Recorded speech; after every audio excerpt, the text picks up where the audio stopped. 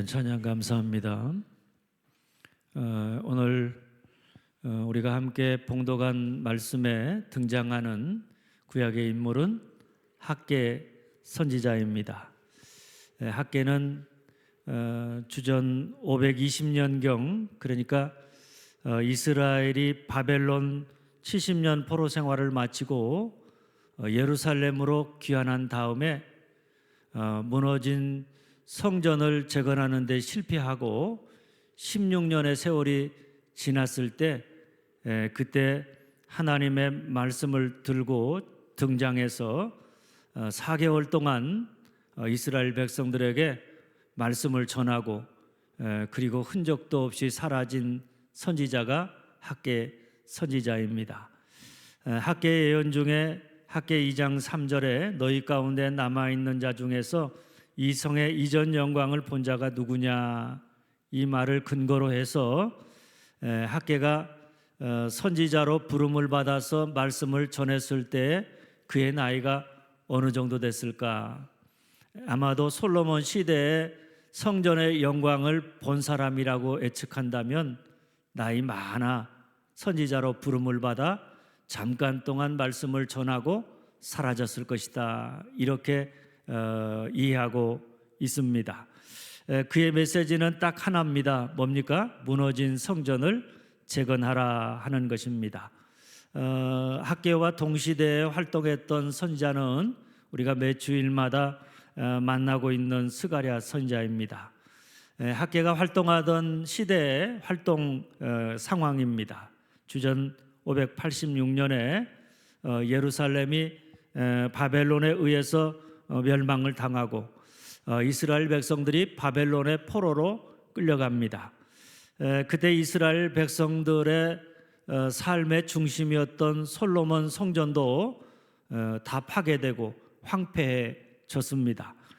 그러다가 주전 538년 페르시아 왕 고레스가 바벨론을 점령시킨 다음에 포로된 유대인들에게 예루살렘으로 다시 돌아가서 무너진 성전을 재건하라, 이렇게 성전 재건을 허락했습니다.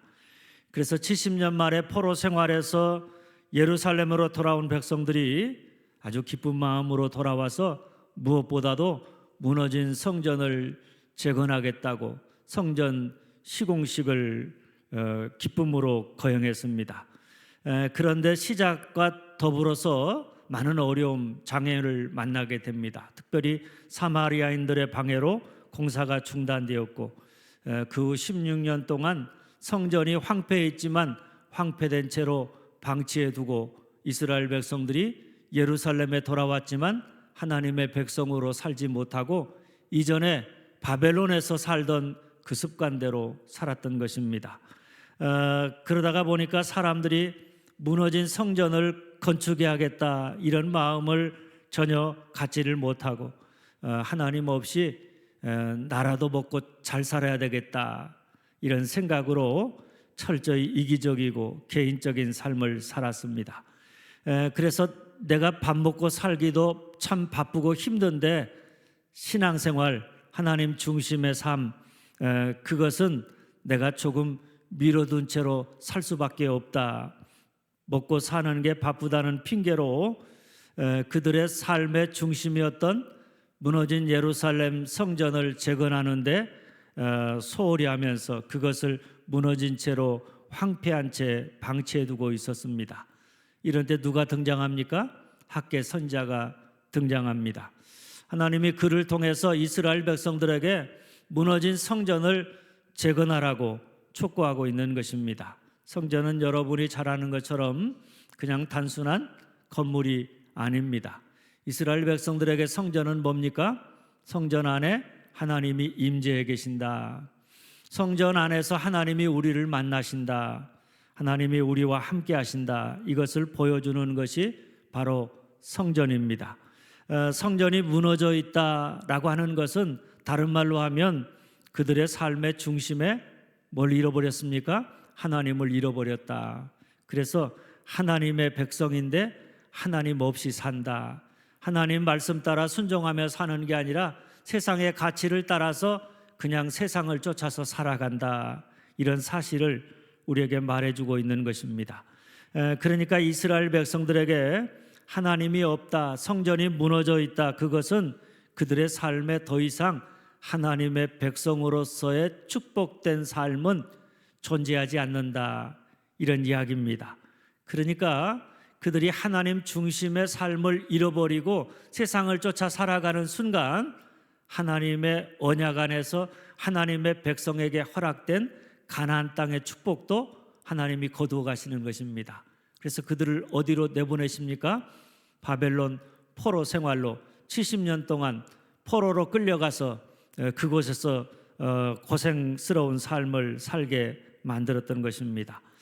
이스라엘 백성들은 나라를 잃고 바벨론 포로 생활하면서 이 사실을 뼈저리게 깨달았습니다. 우리가 이렇게 나라가 망한 것은 우리가 하나님을 버렸기 때문이구나. 하나님 중심의 삶을 버리고 우리가 세상을 쫓아서 죄악된 삶을 살아간 결과가 이렇게 결국 하나님이 언약 안에서 우리에게 허락하신 가나안의 축복을 잃어버리게 되었구나. 이 사실을 뼈저리게 깨달으면서 그들은 바벨론 강가에서 뭘 생각하면서 뭘 마음속에 품고 살았습니까? 예루살렘 성전 안에서 예배드리는 그 모습, 그날이 얼른 우리에게 왔으면 참 좋겠다. 예루살렘 성전 안에서의 예배드리는 모습을 사모하고 성전을 바벨론 포로 생활에서 얼마나 그리워했는지 모릅니다.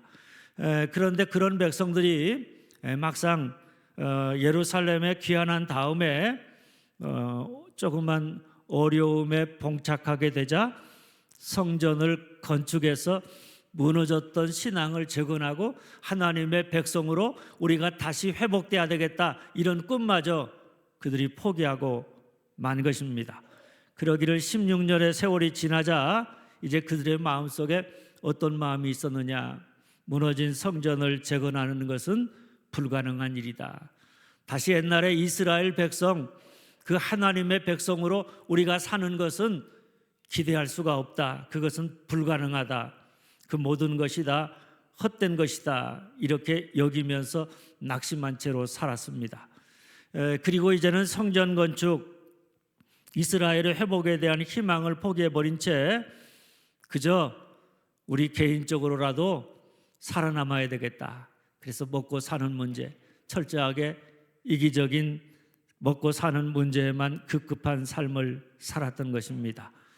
이때 하나님의 그 백성인 이스라엘 백성들에게 하나님이 그들을 바벨론 포로에서 다시 예루살렘으로 돌아가게 하신 목적이 무엇인가, 그것을 학개 선지자를 통해서 분명하게 말씀하는데, 학개가 전한 하나님의 메시지입니다. 첫째, 따라서 합니다. 성전이 황폐해지면 우리의 삶도 황폐해진다. 성전이 황폐해지면 우리의 삶도 황폐해진다. 포로에서 예루살렘으로 귀환한 백성들이 성전 재건하는 일에 실패한 다음에 사람들은 더 이상 성전을 건축하는 것에 관심을 갖지 않았습니다. 오히려 성전에 관심을 갖기보다는 철저하게 개인적이고 이기적인 삶을 살았습니다. 자기를 위한 집을 짓고 자기들의 생활을 하는데 바빴지만 그들의 삶의 중심이었던 예루살렘 성전은 무너진 채로 방치해두고 있었습니다. 그런데 성전이 무너져 있다, 성전이 황폐해 있다라고 하는 것은 아까도 말씀드렸지만 하나님 신앙, 그들의 삶의 중심이었던 하나님 신앙이 무너져 있다, 하나님 신앙이 황폐해졌다. 하나님의 백성들에게 하나님 신앙이 황폐해졌다는 것은 그들의 삶이 더 이상 언약 안에서 하나님이 주시는 축복을 누릴 수 없게 되었다. 그러면 그 삶은 하나님 없는 삶과 다를 바 없이 황폐해질 수밖에 없다. 이런 사실을 말해주고 있는 것입니다. 그러니까 성전이 무너져 있다라고 하는 것은 이스라엘 백성들에게 작은 문제가 아닙니다. 어떤 문제예요? 전체 문제입니다. 거기에 따라서 살기도 하고 거기에 따라서 죽기도 하는, 어찌 보면 가장 중요한 문제가 있다면 그들의 삶의 중심에 성전이 있느냐, 그들의 삶의 중심에 하나님과 하나님의 말씀이 자리하고 있느냐, 그것보다 더 중요한 것은 없는 줄 믿으시기를 바랍니다.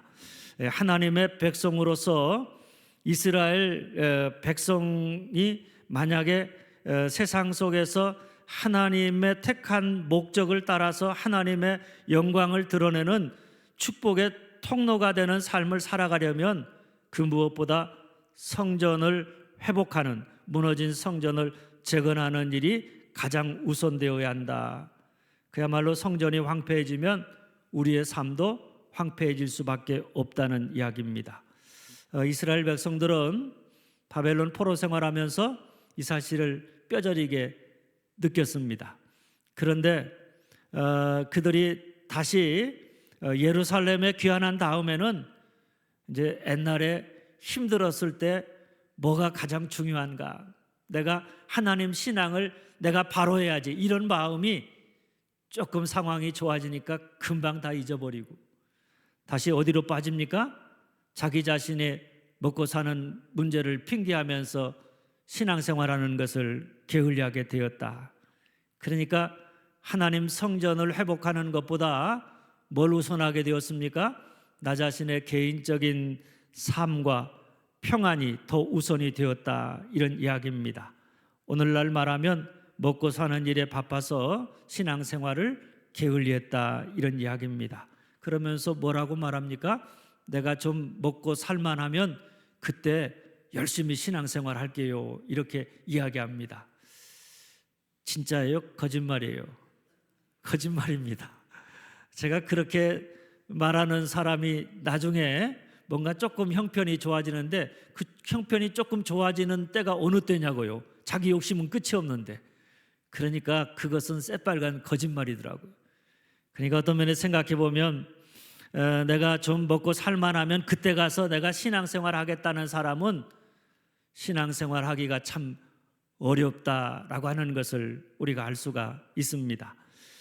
이스라엘 백성들이 아마도 그런 마음으로 우리가 지금은 예루살렘에 돌아왔는데 성전 예루살렘 성 안의 상황이 너무나 형편이 없고 먹고 사는 것도 힘든데 우리가 이런 상황에서 무너진 성전을 재건하기 위해서 내 시간과 내 물질을 내어서 그것을 힘쓴다, 그건 조금 아닌 것 같다고, 나중에 내가 좀 먹고 살만하면 그때 가서 그 일을 해도 되지 않겠느냐고. 그래서 세월이 얼마나 지났어요? 16년의 세월이 지났습니다. 그러니까 16년 동안 그러면 조금씩 사람들의 마음이 그런 마음을 회복하는 게 아니라 아예 그런 마음이 없이 살다가 보니까 하나님이 학개 선지자를 통해서 그들을 책망하면서 무너진 성전을 재건할 것을 촉구했던 것을 보게 되어집니다. 우리가 성전이 황폐해져 있는데도 불구하고 자기의 집을 짓기에만 바쁘다 그러면 학개 1장 9절은 이렇게 말합니다. 너희가 많은 것을 팔았으나 도리어 적었고 너희가 그것을 집으로 가져갔으나 내가 풀어버렸느니라. 하나님 없이 자기 욕심을 먼저 채우기 위해서 열심히 살았습니다. 그런데 그 결과가 뭐냐? 내가 많은 것을 바라고 내가 열심히 씨를 뿌렸는데 그 결과는 내 집으로 내가 많은 것을 가져온 게 아니라 도리어 가져온 것이 적었다, 곤궁하게 되었다, 허무하게 되었다, 이런 고백입니다. 그래서 그들의 삶이 어떠했는가? 학개서 1장 6절과 2장 19절은 이렇게 증언합니다. 너희가 많이 뿌릴지라도 수확이 적으며 먹을지라도 배부르지 못하며 마실지라도 흡족하지 못하며 입어도 따뜻하지 못하며 일꾼의 삭을 받아도 그것을 구멍 뚫어진 전대에 넣음이 되느니라. 곡식 종자가 아직도 창고에 있느냐? 포도나무, 무화과나무, 석류나무, 감람나무에 열매가 맺지 못하였느니라. 뭡니까 여러분? 열심히 살았습니다. 바쁘게 살았습니다. 많은 씨를 뿌렸습니다. 많은 것을 기대했습니다. 그런데 거두어들이는 수확은 적고 많이 먹어도 배부르지 못하고 그저 많은 것을 가져도 흡족하지 못하고 많은 것을 입어도 따뜻하지 못하고 일꾼의 삭을 받아도 그것이 점점 쌓여서 축적되는 게 아니라 밑빠진 독에다가 물 붓는 것과 같이 나중에 보면 남는 것이 하나도 없더라. 열매를 맺지 못한다. 이렇게 이야기합니다. 한마디로 하면 뭡니까? 헛되고 헛되고 헛되다. 남는 것이 아무것도 없다. 이런 이야기입니다. 그러니 우리는 알아야 합니다. 이스라엘 백성들이 핑계하는 것처럼 그들의 삶의 곤궁함, 그 곤궁함이 성전 재건, 신앙을 회복하고 신앙의 열심을 내는 것을 게을리하게 무관심하게 만든 것이 아니라고 하는 이야기입니다. 쉽게 말하면 먹고 사는 것이 너무 힘들어서 신앙생활이 게을러진 것이 결코 아니라고 하는 이야기입니다. 오히려 성전 재건에 대한 무관심이 그들의 삶에 이런 곤궁함을 가져왔다.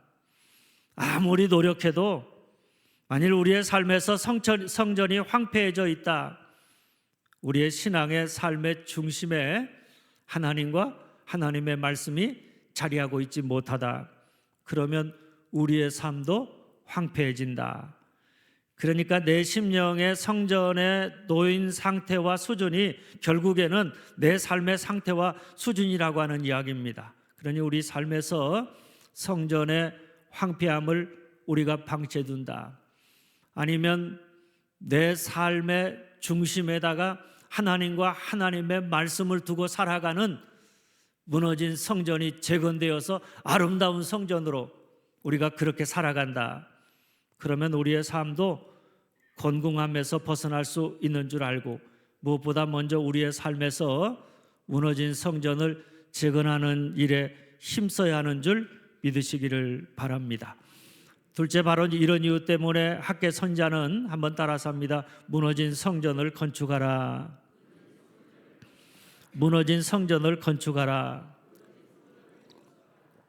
1절 8절입니다. 너희는 산에 올라가서 나무를 가져다가 성전을 건축하라. 그리하면 내가 그것으로 말미암아 기뻐하고 또 영광을 얻으리라. 건축하라. 뭡니까? 명령이죠. 건축하세요. 건축하면 좋겠어요. 이게 아닙니다. 건축하라는 명령입니다. 다시 말하면 그렇게 하지 않으면 너희가 망하게 될 것이다. 황폐하게 될 것이다. 그래서 명령합니다.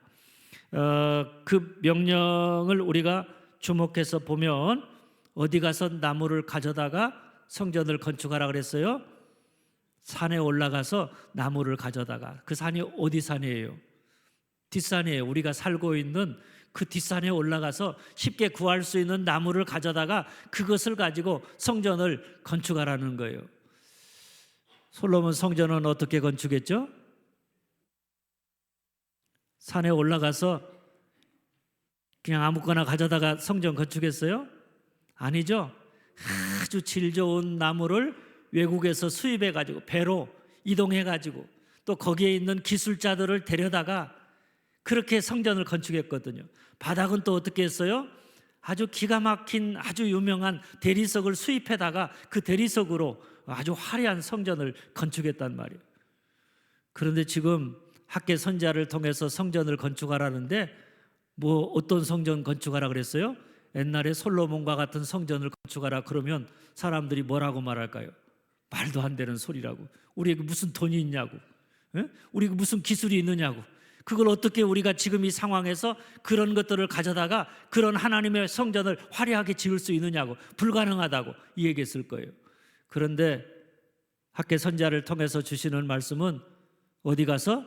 산에 올라가서, 너가 살고 있는 너 주변에 있는 산에 올라가서 거기에서 네가 구할 수 있는 나무를 가져다가 그것을 가지고 무너진 성전을 건축하라, 이렇게 명령하고 있는 것입니다.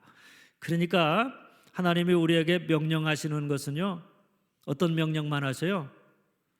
할 수 없는 불가능한 것을 하라고 해놓고 왜 그렇게 하지 않느냐고 우리를 핀잔 주고 우리를 막 지적하고 그래서 우리를 고통 가운데 빠뜨리는 게 아니라 하나님이 원하는 건 뭐예요? 우리가 할 수 있는 것 가지고, 우리가 할 수 있는 것 가지고, 할 수 없는 것을 가지고 성전을 건축하라는 게 아니라 믿음만 있으면 누구나 동참하고 감당할 수 있는 그런 무너진 성전을 건축하라, 이렇게 명령하고 있는 것입니다. 그 성전의 모습이 솔로몬 시대에 지었던 그 화려하고 웅장했던 성전의 모습에 비하면 어떻을 것 같아요? 초라했겠죠. 초라할 거 아니에요? 그럼 초라하면 어떤 마음이 들까요? 예? 어떤 마음이 들까요? 왜 크게 화려하게 지으려고 그래요, 사람들이? 예? 뭘 과시하려고 그래요? 뭘 과시하려고 막 크게 짓고 화려하게 짓고 어마어마하게 지어요? 자기들의 힘을 과시하려고 그래요. 우리가 이렇게 힘 있어, 우리 능력 있어. 그런데 그렇게 초라하게 지으면 이스라엘 백성들은 아, 저렇게 초라하구나, 힘이 없구나, 이렇게 생각할지 모르잖아요, 세상 사람들은. 그런데 그런 것 아랑곳하지 아니하고 오늘 말씀은 뭐라고 이야기하는가 하면, 그리하면 내가 그것으로 말미암아 기뻐하고 또 영광을 얻으리라. 하나님이 기뻐하시고 영광을 얻으신다. 뭐 초라하다고 하나님이 영광을 얻지 않고 화려하다고 하나님이 영광을 얻으시는 게 아니라고 하는 이야기입니다. 성전을 막 화려하게 지어야, 막 크게 지어야 하나님이 영광을 받으시고, 작고 초라하게 지었다고 그것 때문에 하나님이 영광을 받지 아니하시는 것이 아니다라고 하는 이야기입니다. 중요한 건 뭐예요? 그 마음의 중심이죠. 어떤 마음으로 지었느냐. 그들이 지금 그 성전을 짓는 이유가 뭐냐, 그 목적이 뭐냐가 중요한 거예요. 하나님은 그것을 보신다는 이야기입니다. 그래서 하나님이 이렇게 말합니다. 2장 3절 후반절에 보면 이것이 너희 눈에 보잘것없지 아니하냐. 너희 눈에는 보잘것없이 보일 것이다. 그러나 나는 그것을 기뻐하고 내가 영광을 받을 것이고, 또 뭐라고 말하는가 하면 2장 9절에 보면 이 성전의 나중 영광이 이전 영광보다 크리라. 이전 영광은 어떤 성전이에요? 솔로몬 시대의 성전의 영광보다 너희가 뒷산에 올라가서 너희가 할 수 있는 나무를 가져다가 함께 마음을 모아서 다시 새롭게 시작하면서 무너진 성전을 재건한 그 성전의 영광이 이전에 화려하고 크고 영광스럽다고 생각했던 그런 성전보다 더 큰 영광이 있을 것이다. 아멘? 그러니까 여러분, 하나님이 어떻게 영광을 받으시냐? 하나님께 영광을 돌리는 길이요, 우리가 세상적인 눈으로 자꾸 보고 판단하고 그 일을 행해서는 안 된다는 이야기입니다. 크고 작고의 문제가 아니에요. 화려하냐 화려하지 못하냐, 보잘것 있느냐 보잘것 없느냐가 중요한 것이 아니라고 하는 것을 우리에게 분명하게 얘기해 주고 있는 것입니다. 내가 그것으로 말미암아 기뻐하리라. 내가 영광을 얻으리라. 이전 영광보다 나중 영광이 더 크리라. 이렇게 하나님이 약속하고 있는 것을 보게 되어집니다.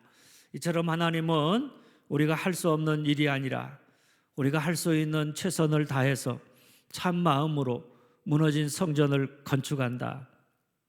그러면 그것이 보잘것없어 보이고 초라해 보이고 아무것도 아닌 것처럼 보일지 모르지만, 하나님은 어떻게 하세요?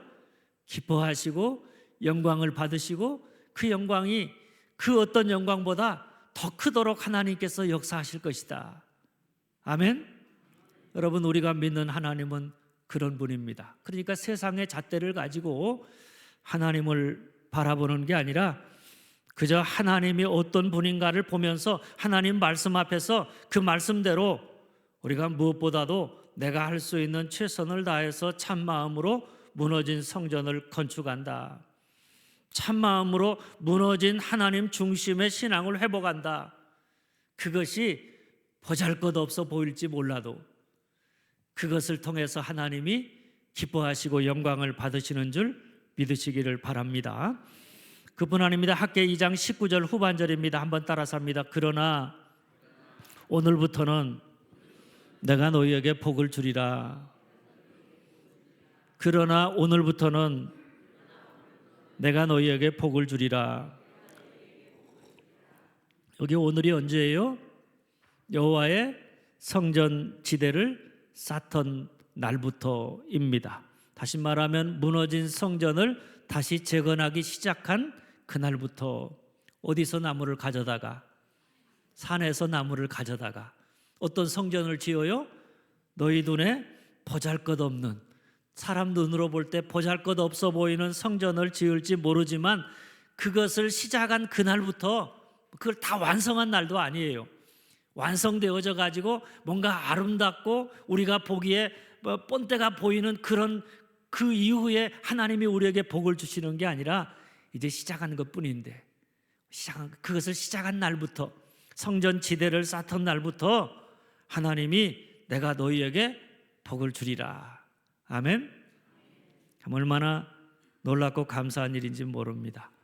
그러니까 하나님이 보는 건요, 우리가 막 만들어낸 완벽하고 아름다운 결과물을 보고 난 다음에 그 다음에 우리에게 복을 주시는 게 아니라는 거예요. 우리의 삶의 태도, 우리의 신앙의 태도, 하나님 말씀 앞에서, 하나님 명령 앞에서 우리가 어떤 태도를 가지고 거기에 반응하느냐, 그것을 보고 하나님이 그 시작부터 아주 미약하지만 보잘것없지만 그때부터 우리에게 복을 주셔서 그것을 이루어 가셔서 더 큰 영광을 받으신다, 이런 사실을 믿으시기를 바랍니다. 그런데 이스라엘 백성들이 무너진 성전의 삶에서 성전 지대를 쌓기 시작하자마자 내가 너희에게 복을 주리라, 하나님 떠난 삶에서 하나님 중심의 삶을 회복하고자 삶의 태도를 바꾸고 그렇게 살기를 시작한 그때부터 하나님이 복을 주셔서 열매 맺게 하시겠다. 그러니까 그때부터 하나님이 어떻게 하시겠다는 거예요? 내가 너희와 함께 하겠다는 거예요. 내가 너희를 통해서 내가 큰 영광을 받도록 내가 너희를 기뻐하면서 너희를 통해서 역사할 것이다, 이것을 우리에게 말해주는 거예요. 그러니까 우리 안에는 힘이 없고 연약하고 보잘것없는 것밖에 없지만 그런 우리를 통해서 우리와 함께 하시면서 하나님이 역사하실 때 크게 영광을 받으시는 놀라운 역사가 일어나게 되어져 있는 줄 믿으시기를 바랍니다. 한국인의 종교적 특성은 샤머니즘입니다. 샤머니즘의 특징 중에 하나는 요행입니다. 요행주의. 그래서 한국 사람들이 뭘 좋아해요? 여행을 좋아해요. 여행. 자기가 땀 흘려서 수고한 대가를 바라기보다는 일확천금을 바라고 또는 여행을 바래요. 그래서 복도 어떤 사람이 복을 받아요? 재수가 좋으면 복을 받고, 재수가 없으면, 운이 따르면 복을 받고, 운이 따르지 않으면 복을 받지 못한다, 이렇게 생각하잖아요. 그러니까 자꾸 뭐에다 관심이 있어요? 내가 복 받을 운인가? 그래서 뭐 올 한 해 내 운이 어떤가? 맨날 TV 틀으면 언제부턴가 이런 말은 아니지만 누가 그런지 모르지만 이놈의 작것들이 맨 점 보고 그런 게 그냥 텔레비만 틀면 나와요. 그러죠? 짜증 안 나요? TV 프로그램마다 다 나와요. 그래서 어느 순간에 제가 그 한옥마을을 가니까 갑자기 뭐가 많아졌어요. 사주 카페가 얼마나 한 발짝 떼면 사주 카페 그것도 TV에 나왔대. TV에 나왔다고 나오는 그런 모습들을 봐요. 근데 여기만 그러는 게 아니라요, 모든 관광지가 다 그 사람들이 찾고 있는 사주 카페, 타로 카페, 그런 운이 어떠냐 그것을 보기 위한 그 카페, 그런 점치는 거 미신, 여행. 그래서 어디까지 가요? 예? 점치러 가잖아요. 제가 지난번 얘기했잖아요. 예수 믿는 사람들이 점치는 사람의 대부분이라고. 예? 뭘 보러? 운이 있는가 운이 없는가.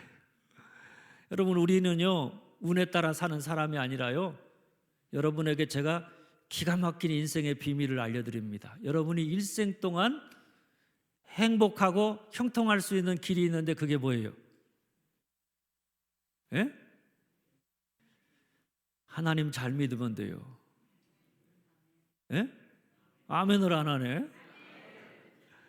하나님에게 기쁨이 되어 살아가면 하나님이 여러분과 동행하실 것이고, 여러분 삶에 어떤 어려움과 고난이 와도 그 어려움과 고난을 넉넉히 견뎌내고 이겨나가고 승리해 나감으로 어려움 속에서도 꽃을 피우고 열매를 맺는 그런 아름다운 승리의 삶을 살아갈 수 있는 줄 믿으시기를 바랍니다. 복은 요행으로 얻어지는 게 아니라 누가 줘요? 하나님이 복을 주시는 줄 믿으시기를 바랍니다. 어떤 사람에게 복을 주시느냐? 한번 따라서 합니다. 그러나 오늘부터는 그러나 오늘부터가 뭐예요? 그러나 오늘부터는 이전에는 어떻게 살았던 내가 이제부터 무너진 성전을 재건하겠다, 무너진 하나님 중심의 삶을 내가 회복하겠다, 이렇게 결단하고 그 삶을 살기 시작하는 그 사람에게 하나님이 그와 동행하시면서 그의 삶에 복을 주시는 줄 믿으시기를 바랍니다. 하나님으로부터 복을 받아야 우리의 삶에 부족한 것도 아쉬울 것도 없는 거예요. 그래서 성경의 시인은 시편 23편에 우리가 잘 아는 이런 고백을 하잖아요. 여호와는 나의 목자시니 내게 부족한 것이 없으리로다. 아쉬울 것 없다는 거예요. 세상 살지만 세상 사람들이 우리를 향해서 뭐라고 말할지 모르지만 나는 아쉬울 것이 없다. 제가 고등학교 다닐 때 아주 오래전이죠. 여수 애양원 방문했었어요. 그 애양원에 처음 제가 애양원의 형제들을 봤는데 충격적이었어요. 근데 이렇게 많은 사람들과 함께 방문해서 이제 그분들과 예배를 드리는데 그분들이 앞에 나와서 성경 암송도 하고 또 저한테 충격적이었던 것은 찬송 부르는 모습이었어요. 찬송 부르는 모습을 지금도 제 머릿속에 잊혀지지가 않아요. 그 뭐냐면 우리가 눈으로 보기에 좀 찌부러져 있고 손가락도 없고 그런 모습이에요. 나와서 찬양을 하는데 그 문드러진 손을 가지고 찬양하면서 무슨 찬양을 하면 세상 사람 날 부러워 아니하여도 나도 역시 세상 사람 부럽지 않네. 그 찬양하는데 거기 같이 갔던 모든 친구들이 펑펑 울었어요. 뭐 때문일까? 뭐가 부럽지 않다고 저렇게 자신 있게 고백할 수 있을까? 누구 때문이에요? 하나님 때문에. 하나님의 은혜가 너무 크고 놀라워서, 하나님의 사랑이 너무나 크고 놀라워서 그 사랑 때문에 나도 세상 사람 날 부러워하지 않을지 모르지만 나도 역시 세상 사람 부럽지 않다고 고백하는 그 신앙의 고백이 제가 지금까지 수십 년이 지나도 제 머릿속에 잊혀지질 않아요. 오늘 나는 내가 그들과 같은 신앙의 모습으로 나는 여러분들이 부럽지 않습니다. 세상 사람 뭐라고 해도 나는 부럽지 않습니다.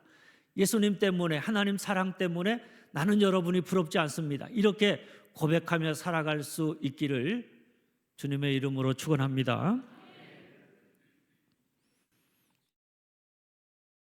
그러나 오늘부터는 우리가 무너진 성전을 재건하기 시작하는 그때부터 하나님 중심의 삶을 회복하면 그때부터 우리는 복을 받게 되는데 그 복을 받으면 세상 사람 부럽지 않는 참으로 아쉬울 것 없는 행복한 삶을 살아가게 되는 줄 믿으시기를 바랍니다. 이렇게 아멘 해놓고 또 왜 나는 이렇게 가난하냐고, 왜 내 삶에는 이렇게 뭔 일이 자꾸 이렇게 꼬이느냐고 불평하고 원망하지 마시고요.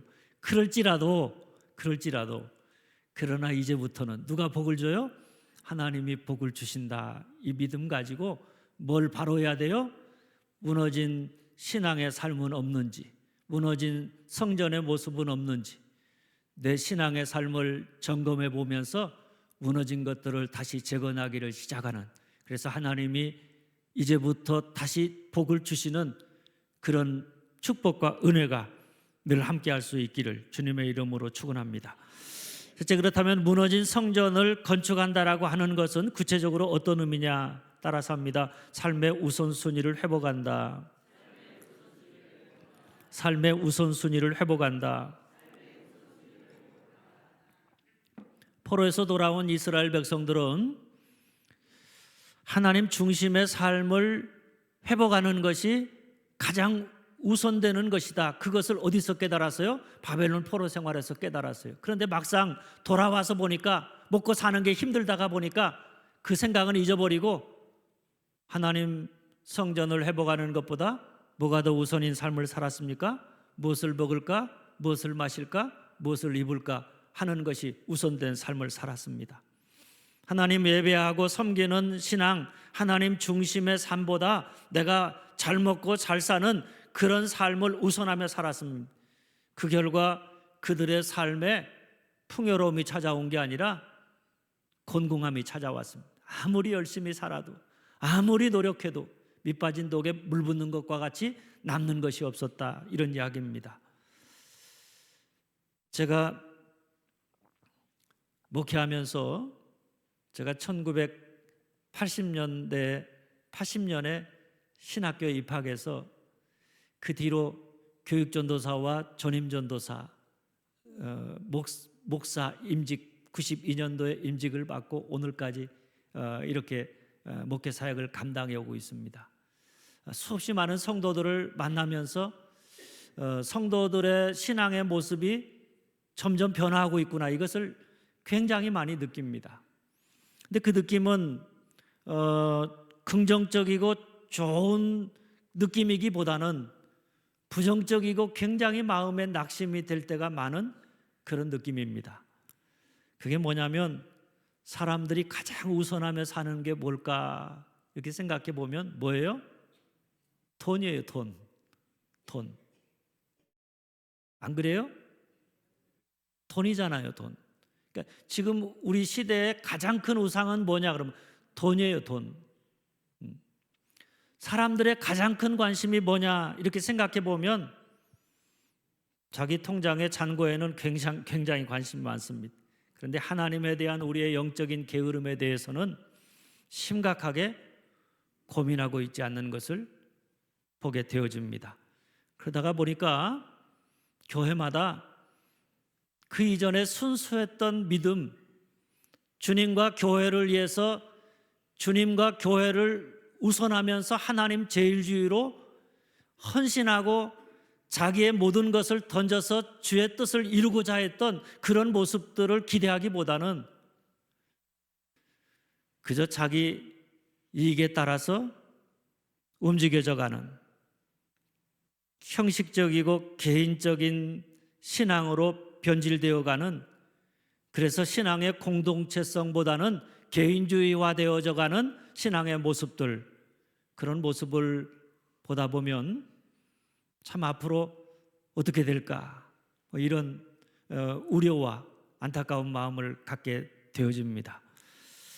그러나 여러분, 우리가 사는 게 힘들면 힘들수록 우리에게 더욱 필요한 게 뭐냐면 무엇보다 먼저 하나님의 나라와 의를 구하는 것, 무너진 성전을 재건하는 것, 무너진 내 신앙의 삶의 중심을 회복하는 것, 그것보다 더 중요한 것은 없는 줄 믿으시기를 바랍니다. 그래서 학계는 그러나 오늘부터는 언제입니까? 우리가 무너진 성전을 다시 재건하기 시작한 날, 하나님 중심의 삶을, 무너진 신앙을 다시 회복하기 시작한 날입니다. 그때부터 내가 너희에게 복을 주리라, 하나님이 복을 주시겠다, 열매 맺게 하시겠다, 이런 약속입니다. 어떤 교수가 수업 시간에 커다란 항아리를 하나 꺼내가지고 테이블 위에다가 올려놓았습니다. 그리고 나서 주먹만한 큰 돌을 꺼내서 항아리 속에 하나씩 넣기를 시작했습니다. 항아리에 돌이 가득 차자 제자들에게 묻습니다.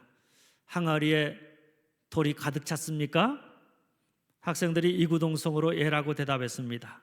그러자 교수는 정말이냐고 되묻더니 다시 테이블 밑에서 조그만 자갈을 한 움큼 꺼내들었습니다. 그리고 항아리에다가 집어넣고 깊숙이 들어갈 수 있도록 항아리를 흔들었습니다. 주먹만한 돌 사이사이에 조그만 자갈이 찾아 그는 다시 묻습니다. 이 항아리가 가득 찼습니까? 눈이 동그래진 학생들이 글쎄요라고 대답합니다. 교수는 좋습니다 하더니 다시 테이블 밑에서 모래주머니를 꺼냈습니다.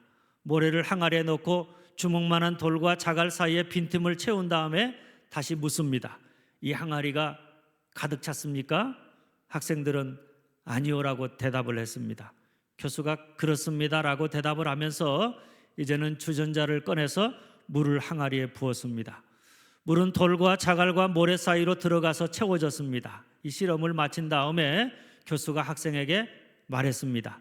만약 너희들이 이 항아리에다가 큰 돌을 먼저 넣지 않았다면 너희는 영원히 큰 돌을 넣지 못했을 것이다. 가장 큰 것을 먼저 채우면 작은 것들은 그 다음에도 채울 수 있는 것입니다. 가장 소중한 것을 먼저 채우면 소중하지 않은 것들은 언제든지 채울 수 있는 것입니다. 그런데 만일 중요하지 않은 것으로 가득 채워놓으면 큰 것, 중요한 것을 채울 수 없다. 이런 교훈을 주기 위한 이야기입니다. 우리 주님도 이렇게 말씀하셨습니다.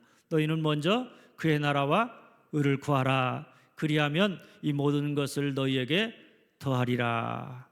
모든 것이 뭡니까? 무엇을 먹을까? 무엇을 입을까? 무엇을 마실까? 하는 것입니다. 우리가 먼저 하나님의 나라와 의를 구한다. 내 인생의 가장 중요한 것을 먼저 구한다. 무너진 성전을 먼저 재건한다. 그러면 이 모든 것, 먹을 것, 마실 것, 입을 것, 이 모든 것은 다 더하여 주시리라. 하나님이 그 나머지는 채워주신다. 이런 약속의 말씀입니다. 그런데 반대로 우리가 먼저 무엇을 먹을까, 무엇을 입을까, 무엇을 마실까 염려하며 살면 뭘 잃어버려요?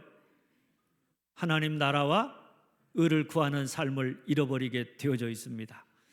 더 이상 하나님을 찾지 아니하고 하나님 중심의 삶을 살아갈 수가 없다는 이야기입니다. 그러니 우리가 어떻게 해야 되느냐? 학개서 2장 4절은 이렇게 말합니다. 수룹바벨아 스스로 굳세게 할지어다. 여호수아야 스스로 굳세게 할지어다. 이 땅의 모든 백성아 스스로 굳세게 하여 일할지어다. 내가 너희와 함께하노라. 스스로 굳세게 하여 일할지어다. 뭡니까 여러분? 아무리 세상이 우리를 유혹하고 핍박하고 흔들어대고 아무리 먹고 사는 문제가 중요하다고 그것이 힘들면 그건 먼저 해결해야 된다고 우리에게 이야기한다고 할지라도 그런 세상에 휘둘리지 말고 성도는 우리의 삶의 우선순위 뭡니까 여러분? 먼저 하나님의 나라와 의를 구하는 것, 먼저 무너진 성전을 재건하는 것, 하나님 중심의 삶을 회복하는 것, 그것을 회복하여서 하나님 말씀을 따라서 스스로 굳세게 하면서 그 말씀 따라 순종하며 살아간다. 그러면 하나님이 우리와 함께 하셔서 하나님이 우리에게 복을 주실 것이고 하나님이 나머지는 다 우리에게 더하시는 은혜와 축복을 허락해 주시는 줄 믿으시기를 바랍니다. 사랑하는 여러분, 오늘 학개 선자는 우리에게 성전 중심의 신앙, 하나님 중심의 신앙이 얼마나 중요한가 그것을 가르쳐주고 있습니다. 그게 뭡니까? 한번 따라서 합니다. 성전이 황폐해지면 우리의 삶도 황폐해진다. 성전이 황폐해지면 우리의 삶도 황폐해진다. 둘째, 그러므로 무엇보다 먼저 한번 따라서 합니다. 무너진 성전을 건축하라. 무너진 성전을 건축하라. 그러면 그때부터 따라서 합니다. 내가 너희에게 복을 주리라. 내가 너희에게 복을 주리라. 그렇다면 무너진 성전을 건축한다는 것이 뭐냐? 한번 따라서 합니다. 삶의 우선순위를 회복한다. 삶의 우선순위를 회복한다. 바라기는 학개 선자의 말씀처럼 날마다 우리 삶의 성전이 황폐해 있으면 우리의 삶도 황폐하다는 사실을 알고 무엇보다 먼저 내 삶에 무너진 성전을 건축하고 삶의 우선순위를 바로하고 살아가므로 이제부터 하나님께서 우리와 함께 하시면서 날마다 우리의 삶에 복을 주시는 열매 맺는 삶을 살아가는 여러분들이 다 되어질 수 있기를 주님의 이름으로 축원합니다. 기도하겠습니다. 아버지 은혜를 감사합니다. 학개 선자를 통해서 우리의 삶에 성전이 황폐해져 있으면 우리의 삶도 황폐해진다는 사실을 우리가 다시 한번 깊이 깨닫습니다. 주님, 우리의 삶을 말씀 앞에서 되돌아보면서 무너진 성전의 모습은 없는지, 무너진 신앙의 모습은 없는지 우리 자신을 점검해보고 늘 하나님 앞에서 무너진 성전을 건축함으로 하나님이 우리에게 복을 주시는 그런 아름다운 열매 맺는 승리의 삶을 살아가는 저희가 되게 주님 인도하여 주시옵소서. 감사하고 예수님의 이름으로 기도하옵나이다. 아멘. 찬송 436장입니다.